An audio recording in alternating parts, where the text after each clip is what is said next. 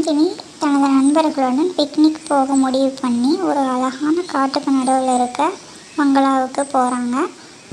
அந்த பங்களாவுக்குள்ளே போனதுக்கப்புறம் அவங்க ஒரு அறையில் தங்கலான்னு முடிவு பண்ணாங்க. அப்போது ஒரு நடன இசையை கேட்டதுனால பின்னாடி போய் பார்க்கும்போது அங்கே ஒரு உருவம் இருந்தது. அதை பார்த்து பயந்து அவள் ஃப்ரெண்ட்ஸ்லாம் ஓடும்போது அவள் மட்டும் துணிச்சலாக நின்று அந்த பேய்கிட்ட நின்று பேசினான். இந்த பேயும் தன்னோட கதையை எடுத்து சொல்ல ஆரம்பிச்சிச்சு. நான் பழைய காலத்தில் இங்கே தங்கி இருந்தேன். அப்போது நடனம் மேலே எனக்கு ஆர்வம் இருந்தனால நான் இங்கேயே தங்கி இருந்ததாகவும் எடுத்து சொல்லிச்சு.